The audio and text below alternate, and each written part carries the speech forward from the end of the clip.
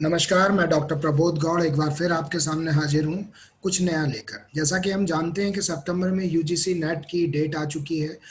तो हम लोग जो अभी तक सीरीज चला रहे हैं वो बूस्टर क्लासेस चला रहे हैं, बूस्टर डोज दे रहे हैं। इस बूस्टर डोज में हम लोग देंगे यहाँ पर कि किस तरीके से कम समय में सब्जेक्ट की पूरी प्रिपरेशन हम कर सकते हैं। आज जो हम कल हमने बात करी थी वो मार्केट स्ट्रक्चर के बारे में, इकोनॉमिक्स के हिसाब से किस तरीके से मार्केट को डिवाइड किया गया। आज हम बात करेंगे अपने लेक्चर में टाइप्स ऑफ मार्केट स्ट्रक्चर की। तो कल जैसा कि मैंने बताया था कि मार्केट आपका लोकल मार्केट हो सकता है, रीजनल मार्केट हो सकता है, डोमेस्टिक मार्केट हो सकता है, नेशनल मार्केट हो सकता है, इंटरनेशनल मार्केट हो सकता है। कई लोकल मार्केट मिलाकर एक रीजनल मार्केट बनाता है और कई रीजनल मार्केट मिलकर एक नेशनल मार्केट बनाते हैं और कई सारे नेशनल मार्केट एक इंटरनेशनल मार्केट की संरचना करते हैं। आज हम बात करेंगे, उसी सिलसिले को आगे बढ़ाएंगे, टाइप्स ऑफ मार्केट स्ट्रक्चर की। टाइप्स ऑफ मार्केट स्ट्रक्चर के हिसाब से हम जो बात करेंगे, कंपटीशन के हिसाब से हम मार्केट को स्ट्रक्चर करते हैं। तो कंपटीशन के हिसाब से हम स्ट्रक्चर ऐसे करते हैं कि कई, जैसा मैंने अपने प्रीवियस वीडियोस में और प्रीवियस लेक्चर्स में आपको बताया था कि कई बार क्या होता है कि खरीदने वाला एक होता है, बेचने वाले कई होते हैं। कई बार ये होता है कि बेचने वाला एक होता है, खरीदने वाले कई होते हैं। तो इस कंडीशन को जो कहा जाता है वो मार्केट की कंपटीशन कंडीशन कहा जाता है। ठीक है। इस कंपटीशन कंडीशन के हिसाब से हम मार्केट को बेसिकली चार हिस्सों में डिवाइड करते हैं। पहला हिस्सा क्या है? परफेक्ट कंपटीशन, दूसरा है मोनोपोली कंपटीशन, तीसरा है मोनोपोलिस्टिक कंपटीशन और चौथा है ओलिगोपोली कंपटीशन। ठीक है। इसके अलावा इसी कंपटीशन को हम दो तरीके से पढ़ेंगे, ड्यूपोली और मोनोपोली। ठीक। तो सबसे पहले समझते हैं हम परफेक्ट कंपटीशन। परफेक्ट कंपटीशन का मतलब क्या होता है? का परफेक्ट कंपटीशन का मतलब है it is such a market structure where there are large number of seller and buyer.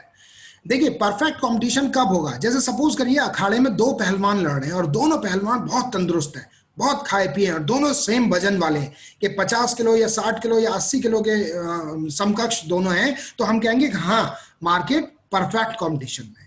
अगर इनमें से एक भी कमजोर है, कि सपोज करिए कि एक पहलवान का वजन 80 किलो है और एक पहलवान का वजन 50 किलो है, तो हम कहेंगे ये मार्केट इनपरफेक्ट मार्केट है, यानी कि इनपरफेक्ट कंपटीशन है।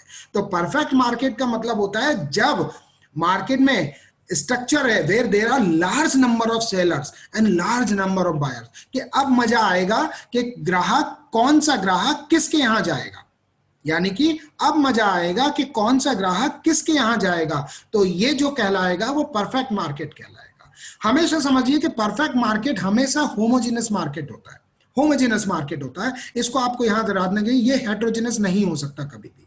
ठीक है। ये क्वेश्चन यहां से बनता है कि perfect market is homogeneous, heterogeneous और मिक्स्ड मार्केट। तो हमेशा ध्यान रखिए, क्योंकि परफेक्ट कंपटीशन है। परफेक्ट का मतलब क्या है कि 80 किलो वजन पहले पहलवान का, 80 किलो वजन दूसरे पहलवान का, यानी कि होमोजेनिटी। ठीक है। The price of product is determined by the industry. और जो इंडस्ट्री होती है, जो पर्टिकुलर उस कमोडिटी में हम कहेंगे, वो तय करती है कि क्या रहना चाहिए, क्योंकि कंपटीशन परफेक्ट है। कंपटीशन परफेक्ट है तो वहां पर प्राइस भी उसी से तय होगा। अब इसके बारे में अगर करेक्टरिस्टिक्स की बात करें हम, तो जो परफेक्ट कंपटीशन के करेक्टरिस्टिक्स होते हैं, large number of buyer seller होते हैं, जैसा मैंने अभी बताया। होमोजेनिटी इसका एक जो है करेक्टरिस्टिक्स है। बैरियर नहीं होते, नो बैरियर टू एंट्री है। ठीक है। Perfect knowledge and market. Perfect knowledge क्यों होती है? क्योंकि वो भी 80 किलो का पहलवान है, दूसरा भी 80 किलो का पहलवान है, वो भी बहुत कुश्तियां लड़ा हुआ है और दूसरा भी बहुत कुश्तियां लड़ा हुआ है, तभी हम कह सकते हैं कि perfect knowledge of the market है। तो चार बेसिक कैरेक्टरिस्टिक्स हैं जो अभी तक पेपर में पूछी गई हैं कि large number of buyer and sellers का मतलब क्या होता है? Perfect competition. होमोजेनिटी या होमोजेनस प्रोडक्ट होता है, परफेक्ट कंपटीशन। बैरियर होता है, नहीं होता है, तो वो परफेक्ट कंपटीशन। परफेक्ट नॉलेज होती है तो वो परफेक्ट कंपटीशन होता है। परफेक्शन का मतलब ही है कि जहां पर पूरी तरीके से द्वंद्व होने वाला हो। अब दूसरा मोनोपोली। मोनो का मतलब होता है इंग्लिश में या केमिस्ट्री में वन। मोनो का मतलब होता है वन। तो मोनोपोली का मतलब होता है it is a market structure in which there is only a single मतलब one seller of the product.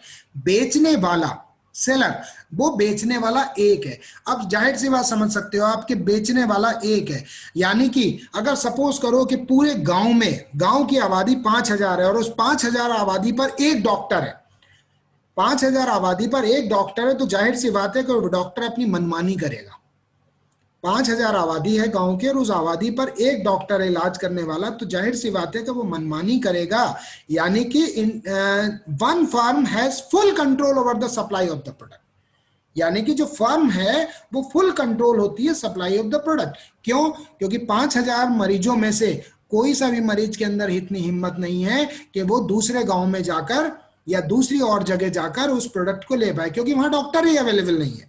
ठीक है, जैसे एग्जाम्पल के तौर पर हम कहें रेलवे। अब रेलवे चाहे आप खड़े होके जाएं, चाहे आप लटक के जाएं, चाहे आप छत पर बैठ के जाएं, चाहे आप साइड में जो दरवाजों के बीच में साइड में एक जगह बनी होती है, थोड़ी थोड़ी देर बाद लोग वहां जाते रहते हैं, वहां पर खड़े होके जाएं, लेकिन टिकट के रेट 70 रुपीज हैं तो 70 रुपीज ही रहेंगे।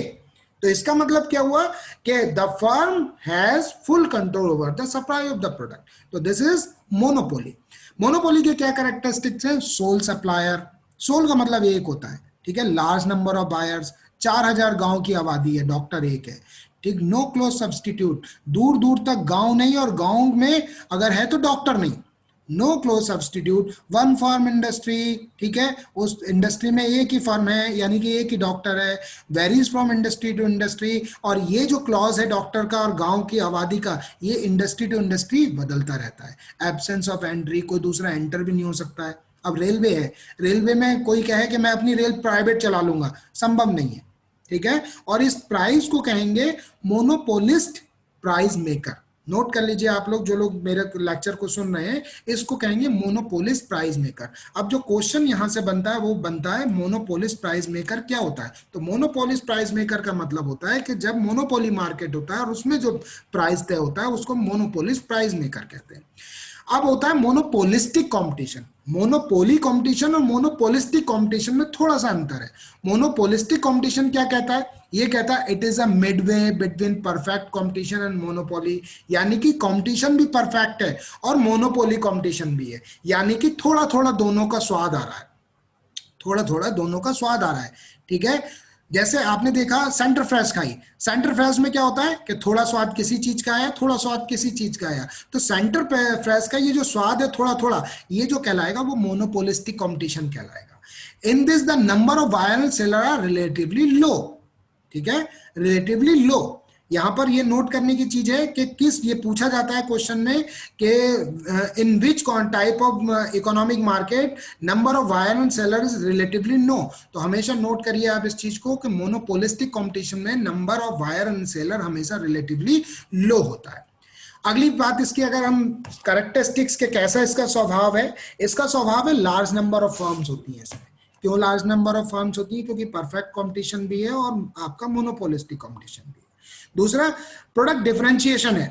प्रोडक्ट डिफरेंशिएशन है। डिफरेंशिएशन का मतलब है कि वहां पर अखाड़े में सूखा पहलवान भी खड़ा है, तगड़ा पहलवान भी खड़ा है, लंबा पहलवान भी खड़ा है, नाटा पहलवान भी खड़ा है, मोटा पहलवान भी खड़ा है और पतला पहलवान भी खड़ा है। यानी कि प्रोडक्ट में डिफरेंशिएशन है। कहने का मतलब क्या है? मैंने कहा लंबा पहलवान भी खड़ा है, छोटा पहलवान भी खड़ा है, मोटा पहलवान भी खड़ा है, लेकिन मैं एक वर्ड बार बार यूज कर रहा हूं। क्या यूज कर रहा हूं? पहलवान खड़ा है। ठीक है, मैंने किसी को भी ये नहीं कहा इंसान खड़ा है। यानी कि प्रोडक्ट में डिफरेंशिएशन है। Freedom of entry and exit, ये इसका बहुत बड़ा कैरेक्टरिस्टिक्स है। ये कई बार एग्जाम में पूछा जाता है कि freedom of entry and exit किस में होती है। जैसा अभी इससे पिछले में मैंने बताया था कि आपका एंट्री नहीं है, यहां पे फ्रीडम होता है।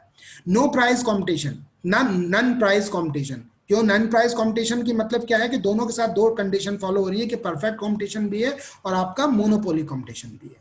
ठीक है, तो यहां पर लड़ाइयां किसी और चीज की होंगी, लड़ाइयां किसी और चीज की होंगी। प्राइस पॉलिसी होगी, अलग अलग प्राइस पॉलिसी होगी। क्यों प्राइस पॉलिसी होगी? कि बेचने वाला एक है, खरीदने वाले हजार हैं।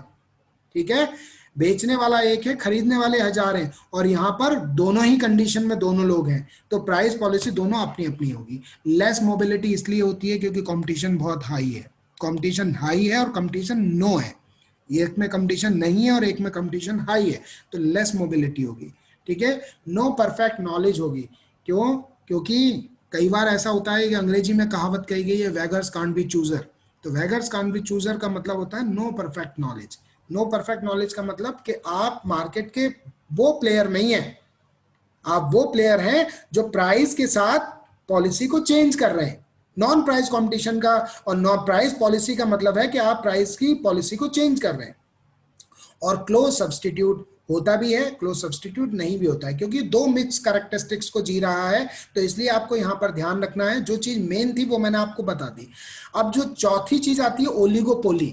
ओलिगो का मतलब होता है, ओलिगो एक लैटिन वर्ड है, ओलिगो का मतलब होता है मैनी, ठीक है।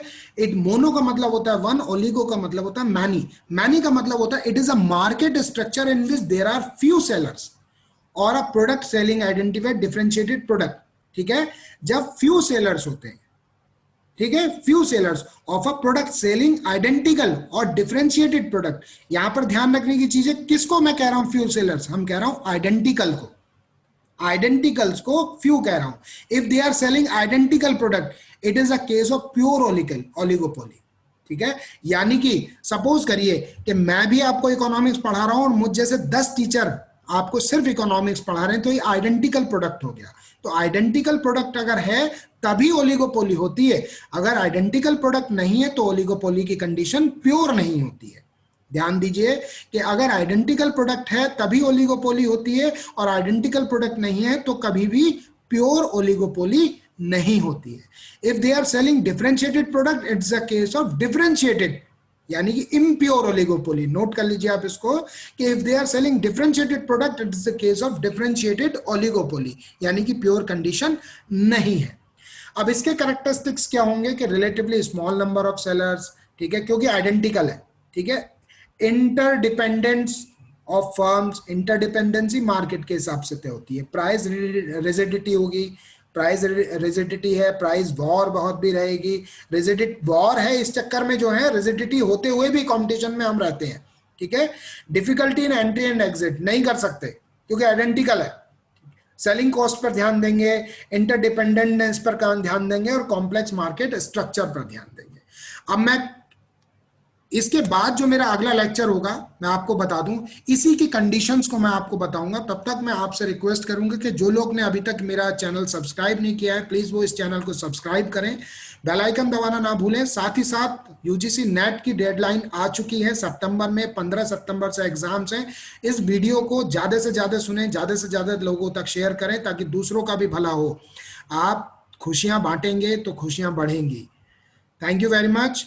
आपका दिन शुभ हो, शुभ रात्रि, नमस्कार। हम कल फिर नए इशू के साथ फिर से मिलेंगे आपको। तब तक देखते रहिए, सुनते रहिए, जुड़े रहिए डॉक्टर प्रबोध गौड़ से, और मुझे फॉलो करते रहिए।